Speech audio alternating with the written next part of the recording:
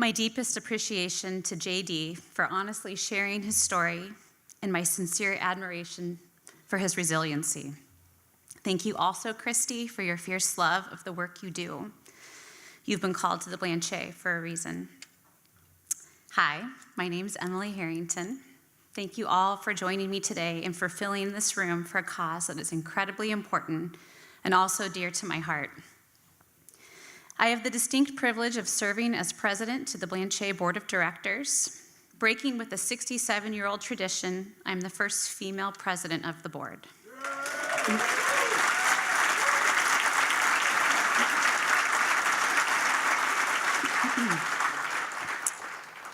Amazingly, I just learned this past week that the impetus for starting the Blanchet was born out of the founding fathers' desires to construct a social pathway for meeting girls. And it may have taken a short 67 years, but I can confidently tell you that you've successfully found your girl. It's me.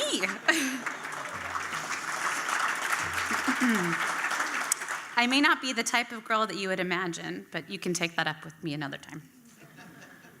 Nevertheless, I need to say thank you for allowing me this opportunity to serve as president and for trusting me to continue to shepherd this organization with grace and integrity.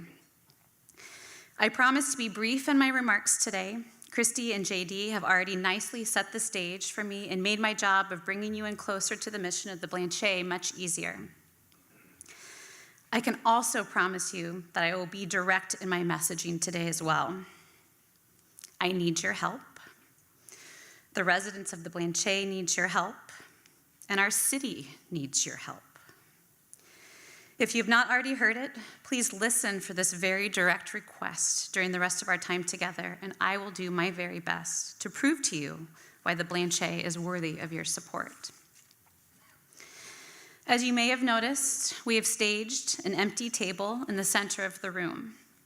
When I learned that the table was going to be the focal point of today's brunch, I was compelled to share with you a parallel image and experience from my own upbringing.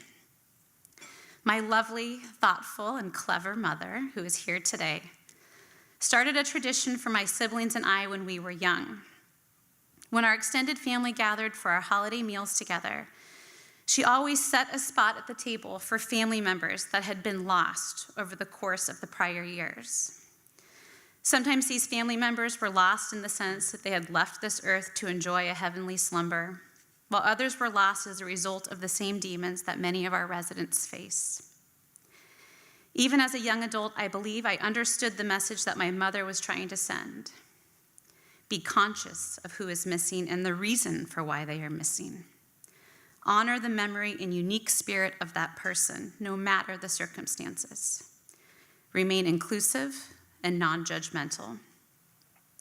And maybe most importantly, always remain grateful for the forces that help us to keep our seat at the table secure. Because as you heard JD share, that even with an intact and supportive family, he was still not immune to the devastating and near life-threatening consequences of alcoholism. Expanding on the same imagery of sharing a seat at the table, Kristi also shared her experience of dining with the homeless. She so beautifully captured the universality of her experience that through her honest and open dialogue, she identified that there was not a whole lot that separated her from the person across the table. Yet why were these individuals made to feel lost, lonely, forgotten, invisible, and frankly cast aside? I want you all to take at least one last look at this empty table and ask yourself what it signifies for you. First, think of the people that saddle up to these exact tables on a daily basis in our Founders Cafe, where 350,000 meals are served annually. Second, think about how ubiquitous conditions such as poor mental health, substance abuse, trauma, and loneliness are. If I may be so bold to say that I would guess that everyone here has a friend or family member that has been affected by any one of these conditions. I would even go one step further and wager that a good percentage of you know someone that has personally experienced homelessness. In acknowledging the fragility of the human condition, I implore each of you to set your own table and to ensure that places are left for our most lost and vulnerable. I've personally engaged and invited many of you into the work that we do at the Blanchet. In the process of doing so, I have never attempted to walk around the fact that homelessness in our city has reached a critical mass.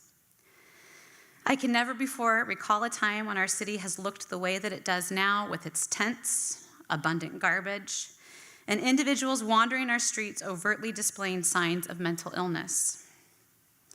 I am understanding of the fact that people are irritated, jaded, desensitized, and overwhelmed. But what I will also remind each of you is that this problem will not get any better by simply ignoring it. Tenderness, not tolerance, is what is needed. Tenderness is the connective tissue that gives structure to the human condition, and it is the antidote for jadedness. For those of you that the problem of homelessness seems too big and insurmountable, for those of you that comfortably try to find any reason to avoid the eye contact of yet another person holding a sign at a freeway off-ramp, I can help make this problem feel not so big and the angst not so great because of what the Blanchet has to offer. We offer access to engage, access to act, access as potential donors to make lasting and meaningful changes that impact individuals, our organization, and our city. In our 67-year history, Blanchet has been consistent, deliberate, and thorough in its devotion to meet every man exactly where they are in their journey, regardless of the form that they arrive in at our doorstep. We have been steadfast and fierce in our mission to feed, shelter, and aid all those in need of a safe place to be nourished and restored, and to assist the transformation of each life we touch with compassion and dignity. As the problem of homelessness has become more complex, we have remained nimble, open, eager, and responsive to the evolving needs of the most vulnerable. As individuals, we know too well our limitations to adequately face this problem. Let's not ask to lessen the burden, but rather ask for broader shoulders to bear the load. Will you now all consider joining me in the collective task of addressing homelessness? I would like to close with a quote from social activist Dorothy Day, who, given her influence upon our organization, may actually edge me out as the winner of the first female leader of the Blanchet. What we would like to do is change the world. Make it a little simpler for people to feed, clothe, and shelter themselves as God had intended for them to do. And by fighting for better conditions, by crying out unceasingly for the rights of the workers, the poor, of the destitute, we can, to a certain extent, change the world. We can work for the oasis, the little cell of joy and peace in a harried world. We can throw our pebble into the pond and be confident that its ever-widening circle will reach around the world. We repeat, there is nothing we can do but love, and dear God, please enlarge our hearts to love each other, to love our neighbor, to love our enemy as our friend. Here's the logistics that you all need to know. Our fundraising goal today is $200,000. Thanks to the generosity of our sponsors and matching incentives from the BP, Lester, and Regina John Foundation and the Ed Cordero Fund of the Oregon Community Foundation, we currently have $128,000 pledged towards our case management and residential programs. Any gift that you can make today is sincerely appreciated and will help us continue the 67-year tradition of serving those in greatest need. I would now like to ask our table captains to pass around the basket complete with the donation envelope to each person at the table. Either a check or credit card information is acceptable. Please take a few minutes and do what you can to help us reach our goal today. When you are finished, please hand your envelope back to your table captain. Thank you all so much for choosing to participate in this mission with us today. Anything you can give today is beyond appreciated. While you consider your level of support, we are pleased to have Alani, one of Blanchet's own, entertain us on the grand piano. Thank you.